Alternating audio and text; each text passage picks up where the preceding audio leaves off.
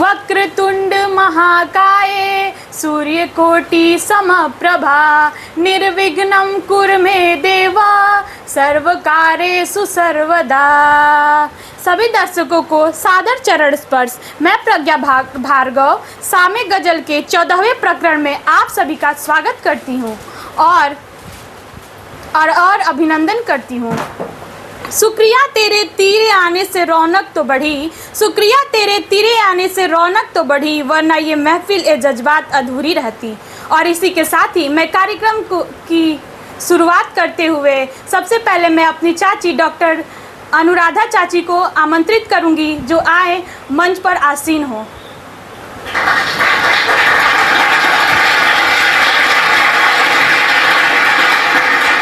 और इसके बाद मैं कृषिका चौबे को आमंत्रित करूंगी जो मंच पर आसीन है। इसके बाद मैं अक्षर चौबे को आमंत्रित करूंगी जो आए मंच पर आसीन है। इसके बाद मैं प्रत्यूष को आमंत्रित करूंगी जो आए और मंच पर आसीन है।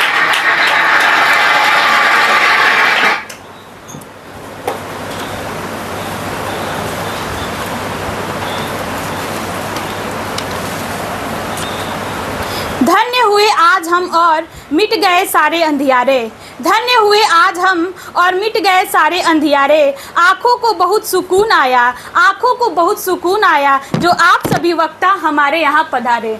आँखों को बहुत सुकून आया जो आप सभी वक्ता हमारे यहाँ पधारे।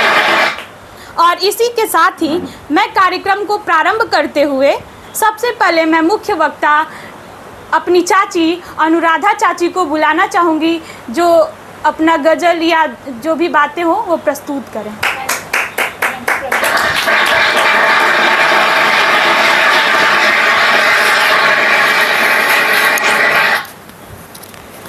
थैंक यू प्रज्ञा। सबसे पहले तो मैं अपने सभी दर्शकों को और श्रोताओं को नवरात्रि की हार्दिक शुभकामनाएं देना चाहूँगी। आज मैं क्योंकि नवरात्रि चल रहा है, ये 9 डे फेस्टिवल है और गॉडेस दुर्गा के लिए इसको हम लोग मनाते हैं क्योंकि गॉडेस दुर्गा इसमें जो है बफलो डेमन जिसको बकासुर जो महिषासुर है उनको जो है वो मारती है।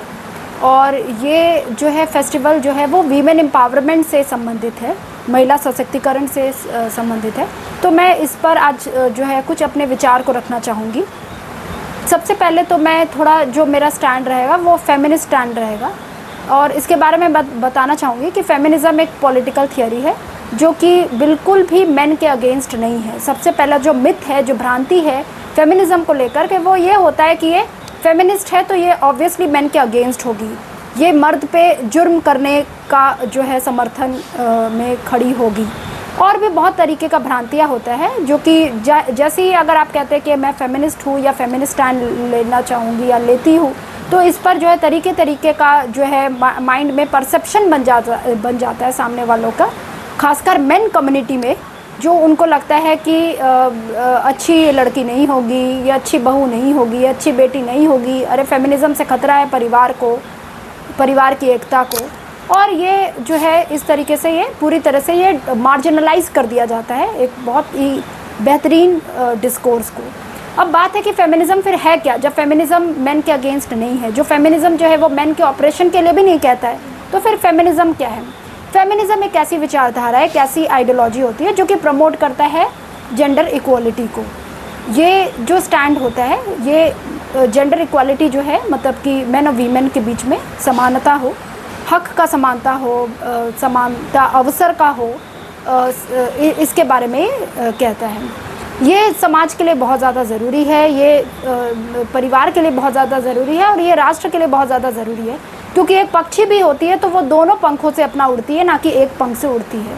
वीमेन जो है 50% ह्यूमैनिटी का अंग है, 50% हमारी पॉपुलेशन जब जनसंख्या जो है वीमेन, और जब वो नहीं बढ़ेगी, चाहे वो शिक्षा हो, चाहे वो स्वास्थ्य जगत हो, चाहे बाकी सभी क्षेत्रों का भी बात कर ले, अगर उनका रिप्रेजेंटेशन, पार्टिसिपेशन, अगर उनका जो प्रतिनिधि है वो प्रतिनिधित्व है वो अगर उनका जो पार्टिसिपेशन है, सहभागिता है, अगर वो नहीं बाकी सब क्षेत्रों में बढ़ेगा तो वो बहुत पीछे छूट जाएगी।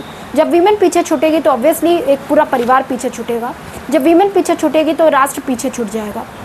इसलिए क्योंकि it takes 2 wings for the birds to fly, so it takes 2 segments of the society to grow and prosper together. Man and women both constitute population of our country. तो इसलिए जो है फेमिनिज्म रिक्वायर्ड है for every time, for every society, for every ages. ऐसा नहीं है कि feminism जो है उस ज़माने में ज़रूरत था, अब नहीं ज़रूरत है, या अब ज़रूरत नहीं है, या अब ज़रूरत है, या उस राष्ट्र के लिए, हमारे लिए ज़रूरत नहीं है। Feminism is for all the countries, it is for all the times. ये सब राष्ट्रों के लिए उतना ही ज़रूरत है, क्योंकि हर राष्ट्र में जो समानता का जो पैमाना है और जो असमानता का पैमाना है वो अलग अलग है। जो इनइक्वालिटी का पैरामीटर्स है वो अलग अलग है। पुअर कंट्रीज़ में जो है वो ये माना जाता है कि हमें अगर एजुकेशन ही ढंग से मिल जाए, हम एम्प्लॉयमेंट में ही घुस जाए, अगर हम एम्प्लॉयमेंट करते रहे, तो यही एक बहुत बड़ा जो है एस्पेक्ट माना जाता है जेंडर इक्वालिटी का। वही जगह अगर हम एडवांस कंट्रीज़ का बात करते हैं, जो रिच यूरोपियन कंट्रीज़ है, वहाँ पे जेंडर इक्वालिटी की पैरामीटर्स बहुत अलग हो चुकी है। वहाँ पे एजुकेशन और एम्प्लॉयमेंट का तो अब मुद्दा ही नहीं रह गया, उससे बेसिक मुद्दे से वो लोग काफ़ी ऊपर आ गए हैं। अब जब वो वर्क प्लेस में घुस रहे तो वो they demand for paid leave provisions, जो है ये मैटरनिटी लीव का जो है, खैर अब हमारे यहाँ भी आ गया है ये, जो है फिर casual leave for women special days के लिए, और भी चाइल्ड केयर लीव। तो ये जो है वो CEO बनाने का, कि भाई जो कंपनी का बॉस है उसमें भी वीमेन का जो है होना चाहिए, रिप्रेजेंटेशन होना चाहिए, पार्लियामेंट में होना चाहिए ज़्यादा से ज़्यादा। तो वो लोग जो है ये सब बेसिक से काफ़ी ऊपर उठ गए हैं, लेकिन वो उनके समाज में असमानता का अलग पैरामीटर है। बहरहाल जो मैं ये यहाँ कहना चाहूँगी कि फेमिनिज्म जो है as an ideology is not against man, it is for both man and women. और ऐसा नहीं कि फेमिनिज्म है तो बस मैं स्त्री हूँ तो मैं ही इसकी बात कर सकती हूँ। फेमिनिस्ट, अब man can also be feminist, man भी फेमिनिस्ट होता है। हमारे घर में ही हमारे जो है शादी से पहले पिता हो गया, भाई हो गया, शादी के बाद पति हो गया, या ससुर हो गए, ये सब भी जो है फेमिनिस्ट है। अगर आपको वो सपोर्ट कर रहे हैं आपके कैरियर में, आपके अपने ड्रीम्स को पूरा करने में, तो वो भी एक फेमिनिस्ट है। और जो है इसके बारे में मैं ये कहूँगी कि feminism has nothing to do with biology, it has nothing to do with men or women, whatever you are, it is an ideology. Even a man can be feminist and even women can be anti-feminist. बहुत सारी औरतें होती हैं जिनकी विचारधारा वो biologically women है, लेकिन जो उनकी विचारधारा होती है वो बिल्कुल भी वीमेन फ्रेंडली नहीं होती है। इनफैक्ट वो पूरी तरह से मेन डोमिनेंस को सपोर्ट करते हुए जो है नजर आती है। किस तरह से मेन डोमिनेंस, जैसे अगर कहीं कुछ अगर हो गया, जैसे कुछ, मैं बहुत साधारण सा एग्जांपल देना चाहूँगी जो कि डे टू डे लाइफ में भी हम लोग एक्सपीरियंस करते हैं। जैसे कुछ अगर घटना हो जाती है छेड़खानी से रिलेटेड ऑन रोड और स्ट्रीट्स, तो जैसे अगर कोई लड़की कहना भी चाहती है इसके बारे में तो she is made to do hush, उसको हश अप कर दिया जाता है। She is silenced, she said कि अरे ये तो होता ही है, ये तो बहुत ज़्यादा तो नहीं हुआ, ये कोई सीटी तो बजाया तुम्हें देख के रोड पे, विसल ही तुम्हारा, ये तो कोई बड़ा चीज़ नहीं है, इसे तुम एक्सेप्ट कर लो, ये तो छोटा मोटा चलता ही है। जब आप इसे छोटा मोटा करार करते हो और जब इसको एक्नॉलेज ही नहीं करते हो, it is also a crime. जो है कोई अगर 7 मिनट से ज़्यादा घूर रहा है आपको तो it is also a crime. तो इस सारी घटनाओं को जो है जब आप घर में आके वर्णन भी करते हो, बताते भी हो, तो बहुत सारी जो है औरतें, माएँ जो है घर में मना कर देती है कि नहीं यार ये तो बहुत बड़ी इशू नहीं है, ये तो नेगलेक्ट किया जा सकता है, ये तो इग्नोर किया जा सकता है। और धीरे धीरे ये बड़ी जो है एक समस्या बन जाती है, जो कि सेफ्टी ऑफ वीमेन को ही कंसर्न कर देती है, सेफ्टी ऑफ वीमेन को ही चैलेंज कर लेती है। मैं इसमें जो है रिसेंट जो कोलकाता इंसिडेंट हुआ है जो डॉक्टर के साथ, उसके बारे में भी जिक्र करना चाहूँगी कि ये बहुत ही ये जो इंसिडेंट है, ऐसा नहीं है कि बस आप पुलिस से इसको ठीक कर सकते हो, या फिर आप कहो कि नहीं वीमेन शुड स्टे इंडोर्स, रात में काम करने की क्या ज़रूरत थी, घर में रहना चाहिए था, उतना समय काम नहीं करना चाहिए था। तो ये सब जो है मेरे हिसाब से बकवास की बातें हैं। हमें समाज को कैसे सुरक्षित बनाना ये सीखना चाहिए कि हम समाज को कैसे सुरक्षित करें, ना कि वीमेन को ही ऑल द टाइम पुलिसिंग करे, उसके बॉडी को, उसके क्लोथ को, उसके बिहेवियर को। ये यहाँ पे सोल्यूशन लाई नहीं करता, सोल्यूशन लाई करता सोसाइटल शिफ्ट में, सोल्यूशन लाई करता सोसाइटल माइंडसेट को चेंज करने में। जब तक सामाजिक मानसिकता नहीं बदलेगी, जब तक मेन नहीं सीखेंगे how to learn to respect a women, चाहे वो घर की औरतें हो, चाहे वो बाहर की औरतें हो, आप रिस्पेक्ट करना जब तक नहीं सीखोगे और नहीं बच्चे सीखेंगे और नहीं आप अपने घर में अगर अपने बेटों को सिखाएंगे, तब ये नहीं हो सकता है। ये सेफ्टी का जो इशू है वो बस पुलिस का या स्टेट का नहीं है, हम सबका है, हम सबसे समाज बनता है, हम सबको इस समाज को सुधारना है। तो इसके लिए बहुत ज़रूरी है कि राइट फ्रॉम द बिगिनिंग जो ट्रेनिंग है वो इस तरीके से हो कि जहाँ हम रिस्पेक्ट करें, जहाँ पे हम छोटे छोटे चीज़ को, चाहे वो वायलेंस हो रहा है, चाहे रोड पे हो, चाहे स्ट्रीट हो, चाहे फैमिली हो, इसका हम लोग एक्नॉलेज करें, इस चीज़ को हम लोग माने, इसको एक्सेप्ट करें, ना कि इसको डिस्क्रेडिट कर दें। दूसरा मैं और एग्जांपल देना चाहूँगी, जैसे बहुत जगह जैसे वीमेन जो एम्प्लॉयमेंट में आई, तो वीमेन एम्प्लॉयमेंट में आई तो उसको भी जो है, एक तो वीमेन का रिप्रेजेंटेशन कम है, ये ऐसा मैं नहीं कह रही हूँ, ये हमारा डेटा कहता है, स्टैटिस्टिक्स ऐसा कहता है। चाहे वीमेन का रिप्रेजेंटेशन पार्लियामेंट में हो तो वहाँ कम है, जहाँ वीमेन पॉलिसी मेकिंग से ही दूर है तो वहाँ पे पॉलिसी कितना हद तक वीमेन के इश्यूज़ को एड्रेस करेगा, ये भी सोचने वाली बात है। दूसरी बात जो है, वीमेन जो है एम्प्लॉयमेंट वर्कफोर्स में भी कम है, वीमेन का वर्कफोर्स पार्टिसिपेशन रेट जो है इंडिया में काफ़ी कम है। तो हम चाइना से कैसे लड़ सकेंगे जब तक हमारी वीमेन ज़्यादा से वर्कफोर्स पार्टिसिपेशन रेट नहीं बढ़ेगा, वो हमारी एम्प्लॉयमेंट पाइपलाइन में नहीं आएगी, तो हम लोग बाकी कंट्रीज़ से कैसे लड़ सकेंगे। तो इसके लिए ज़रूरी है कि हम जो है वीमेन को एक सेफ सिक्योरिटी जो है वो सेफ्टी और सिक्योरिटी प्रोवाइड कर सकें। और सेफ्टी सिक्योरिटी प्रोवाइड करने के लिए फिर मैं कहूँगी इसकी सोसाइटल शिफ्ट होना बहुत ज़रूरी है।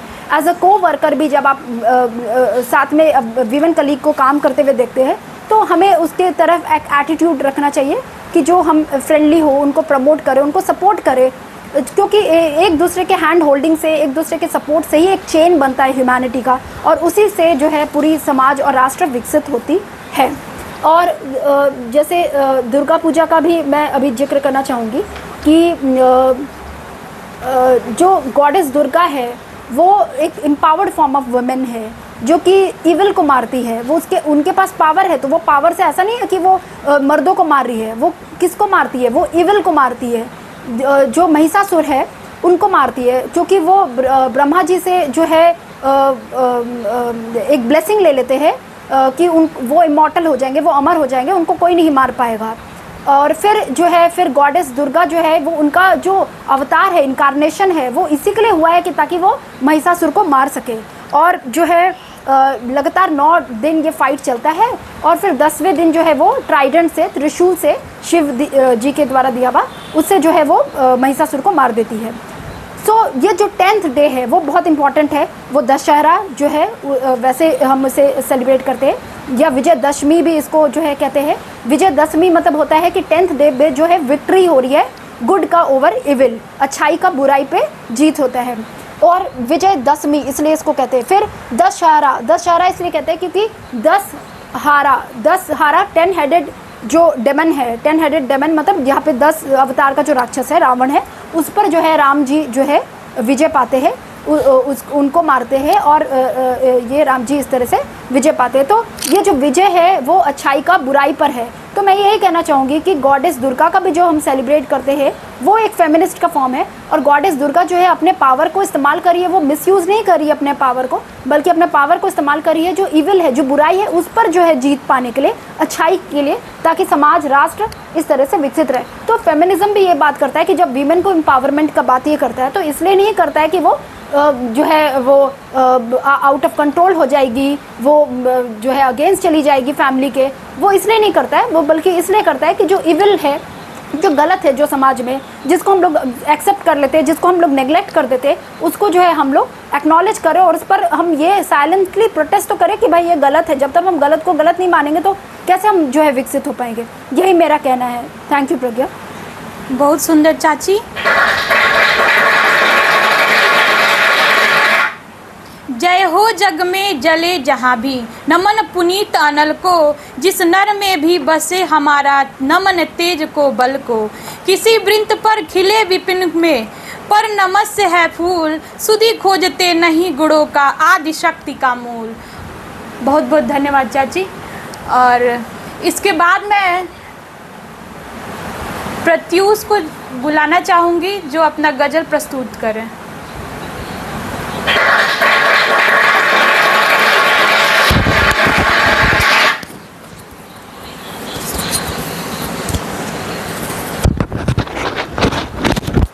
धन्यवाद प्रज्ञा दीदी।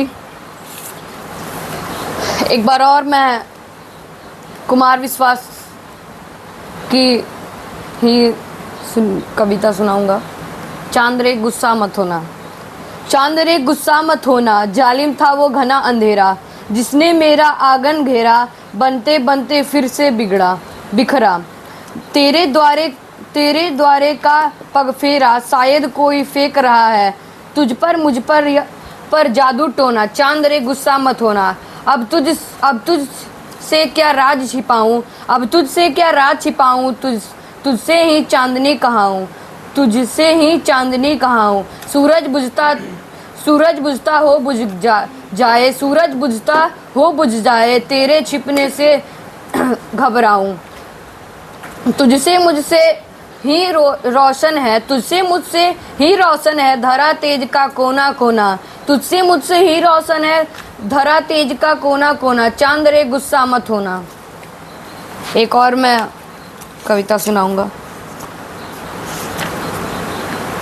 कुंभ में तुम, रात को पुल से देखता हूँ मैं, रात को पुल से देखता हूँ मैं, दूर तक फैली धरा संगम की। रात को पुल से देखता हूँ मैं, दूर तक फैली धरा संगम की। दूर दुनिया की कैसे हिस्से में, दूर दुनिया के किसी हिस्से में तुम, जो इस वक्त किसी ने लग के छुपा सो गई होगी, लग के छुपा गई होगी। अब तक आ मिलके बनती हो। गंगा जमुना की धरा में घुलकर, गंगा जमुना की धरा में घुलकर, जिंदगी गुम है मेरी हर पल। हर तरफ बिजली और हलचल है, हर तरफ बिजलियां और हलचल है। कितने ही शोरदार मेले हैं, कितने ही शोरदार मेले हैं, पर मेरी लुप्त शारदा अब तक मुझ में छोड़े थे जो कभी तूने, मुझ में छोड़े थे जो कभी तूने। सारगमी मौन वो अकेले हैं, सारगमी मौन वो अकेले हैं। धन्यवाद।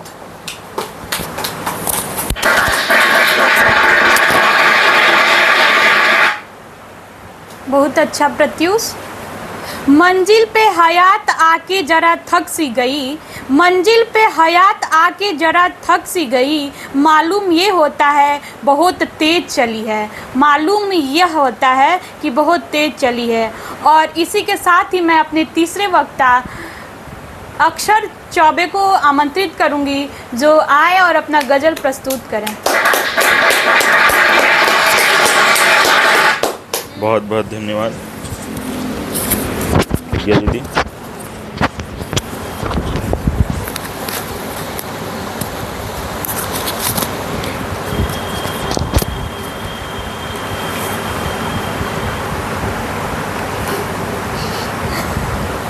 मैं आज फैज़ अहमद फैज़ की गज़ल आज आप सभी के सामने प्रस्तुत करूंगा। जैसा कि आपको पता है कि सामे शहरे यारा से मैं ये गज़ल प्रस्तुत करूंगा, जो कि फैज़ अहमद फैज़ की आखिरी पुस्तक है, प्रकाशित हुई थी, जो 1979 में हुई थी, 1979 में हुई थी।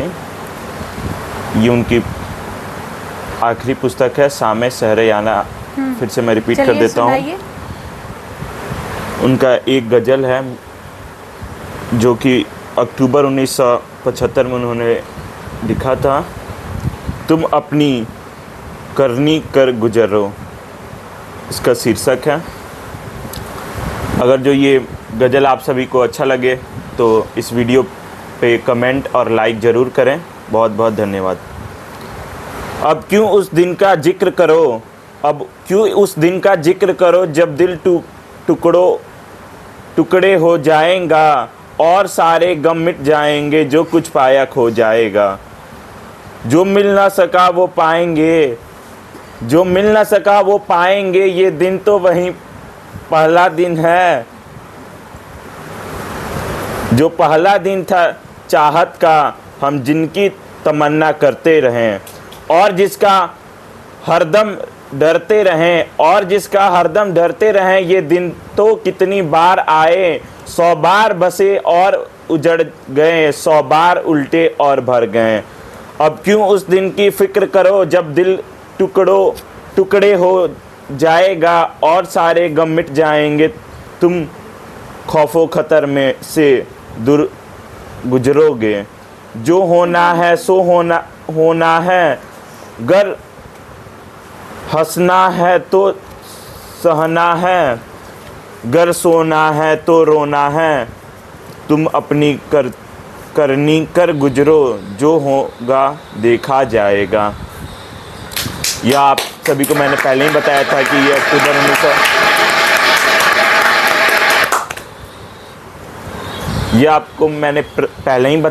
यह अक्टूबर 1975 में इन्होंने प्रकाशित इस पुस्तक में किया था। जो लिखे थे प्रकाशित तो 1979 में हुआ था, लेकिन उन्होंने 1975 में ये लिखा था। फिर एक और मैं आप सभी के समक्ष गज़ल प्रस्तुत करूँगा। प्रस्तुत करें। मेरा अरज सोना,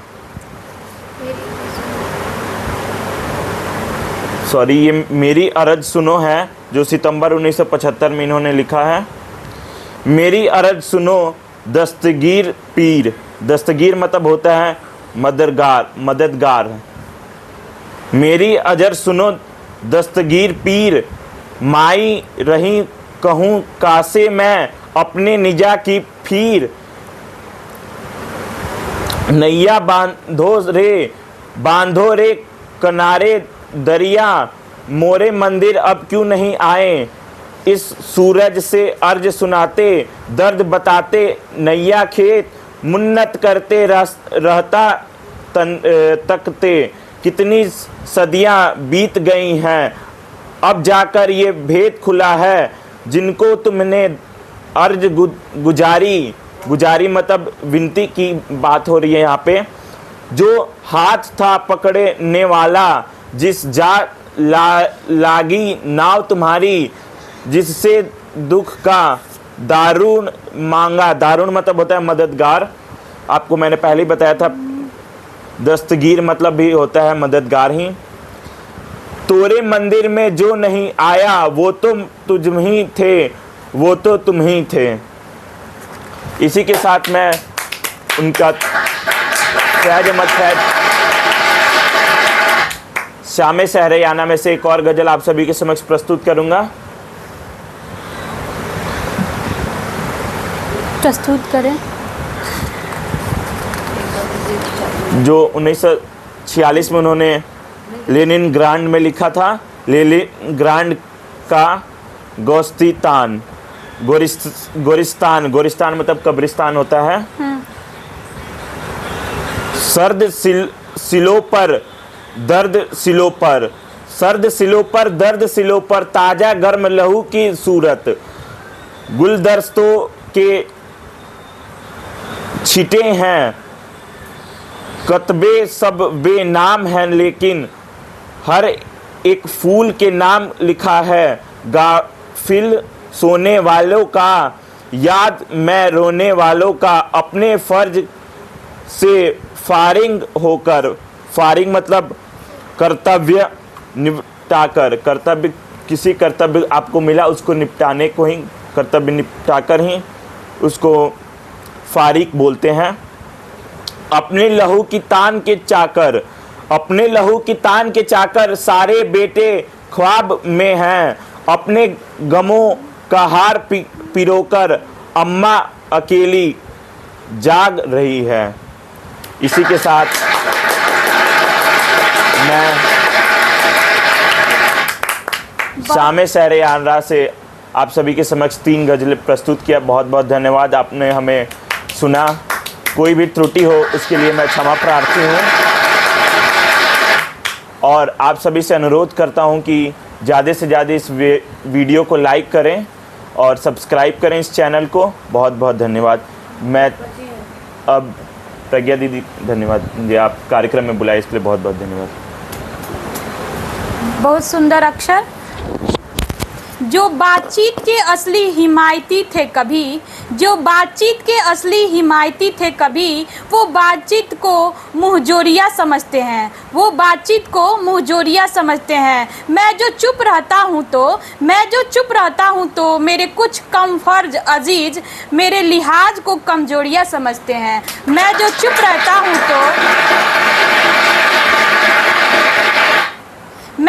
रहता हूँ तो मेरे कुछ कम बर्ज अजीज मेरे लिहाज को कमजोरियाँ समझते हैं। और इसी के साथ मैं अगले वक्ता कृषिका चौबे को बुलाना चाहूँगी जो अपना गज़ल प्रस्तुत करें।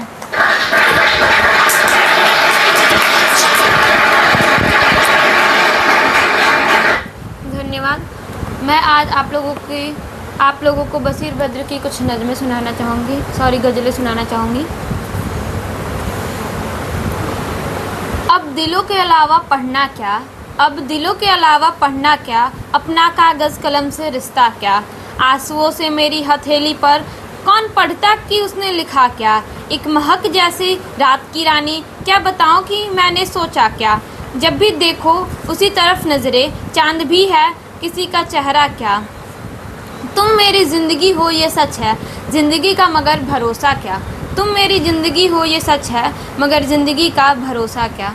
इसी के साथ मैं एक और गज़ल प्रस्तुत करूँगी। स्वागत है। यूँ दिल को गुदगुदाया हर गम जगा दिया है, यूँ दिल को गुदगुदाया हर गम जगा दिया है, उसने हंसी हंसी में हमको रुला दिया है, पूछा बहुत तो हमने किस और अब मिलोगे, पूछा बहुत जो हमने किस और अब मिलोगे, चुटकी में रेत लेकर उसने उड़ा दिया है, रोशन थे रात हमसे खेमे मुसाफिरों के, रोशन थे रात हमसे खेमे मुसाफिरों के, दिन के सफ़र में सबने हमको भुला दिया है, जिन कागज़ों पे दिल की कीमत लिखी हुई थी, जिन कागज़ों पे दिल की कीमत लिखी हुई थी, इन दीमकों को किसने उनका पता दिया है, उन दीमकों को किसने उनका पता दिया है। धन्यवाद। बहुत सुंदर।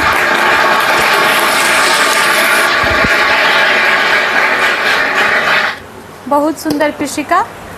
ये तेरी बेरुखी की हमसे आदत खास टूटेगी, ये तेरी बेरुखी की हमसे आदत खास टूटेगी, कोई दरिया ना ये समझे कि मेरी प्यास टूटेगी, कोई दरिया ना ये समझे कि मेरी प्यास टूटेगी, तेरे वादे का तू जाने, मेरा वो ही इरादा है कि जिस दिन सांस टूटेगी उसी दिन आस टूटेगी, कि जिस दिन सांस टूटेगी उस दिन आस टूटेगी। और इसी के साथ मैं इस कार्यक्रम को आगे बढ़ाते हुए मैं अपना गज़ल प्रस्तुत करूंगी, और वह गज़ल है कुमार विश्वास की पुस्तक मेरी याद से, और मैं आप लोगों के सामने गज़ल प्रस्तुत करती हूँ। मेरी आँखों में रोशन है वो वीरानी तुम्हारी है, मेरी आँखों में रोशन है जो वीरानी तुम्हारी है, बिछुड़ कर तुमसे जिंदा हूँ ये हैरानी तुम्हारी है, बिछुड़ कर तुमसे जिंदा हूँ ये हैरानी तुम्हारी है, मेरी हर सांस में लय है तुम्हारे दर्द की मुश्किल, मेरे हर सांस में लय है तुम्हारे दर्द की मुश्किल, मगर इस दर्द की हर एक आसानी तुम्हारी है, मगर इस दर्द की हर एक आसानी तुम्हारी है। हजारों रात जागा हूँ सोना चाहता हूँ अब, हजारों रात जागा हूँ सोना चाहता हूँ अब, तुझे मिलके मैं ये पलके भिगोना चाहता हूँ अब, तुझे मिलके मैं ये पलके भिगोना चाहता हूँ अब। बहुत ढूंढा है तुझको खुदा मैं, बहुत ढूंढा है तुझको खुदा मैं, इतना थक गया हूँ मैं कि खुद को सौंप कर तुझको मैं खोना चाहता हूँ अब, कि खुद को सौंप कर तुझको खोना चाहता हूँ मैं। ये दिल बर्बाद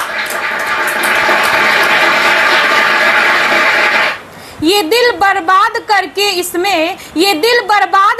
इसमें क्यों आबाद रहते हो, ये दिल बर्बाद करके इसमें क्यों आबाद रहते हो, कोई कल कह रहा था तुम इलाहाबाद रहते हो, कोई कह रहा था कि तुम कल इलाहाबाद रहते हो,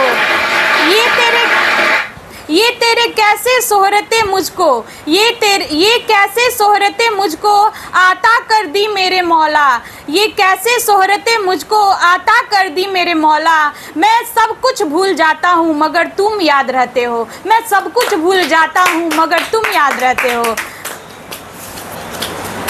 एक और गजल प्रस्तुत करूंगी। पुरानी दोस्ती की इस नई ताकत से मत तोलो, पुरानी दोस्ती को इस नई ताकत से मत तोलो। ये संबंधों की तुरपाई है, षड्यंत्रों से मत खोलो। ये संबंधों की तुरपाई है, षड्यंत्रों से मत खोलो।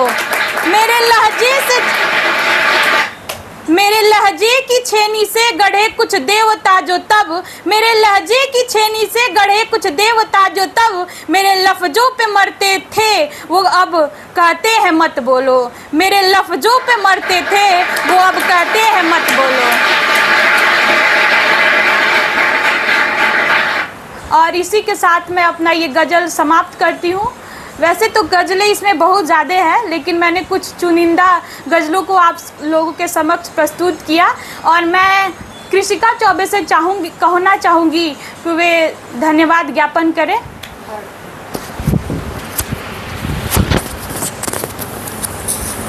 धन्यवाद। मैं सबसे पहले अपने चाची डॉक्टर अनुराधा चौबे जी को धन्यवाद करना चाहूँगी कि उन्होंने बहुत ही अच्छा हम लोगों को समझाया, बताया।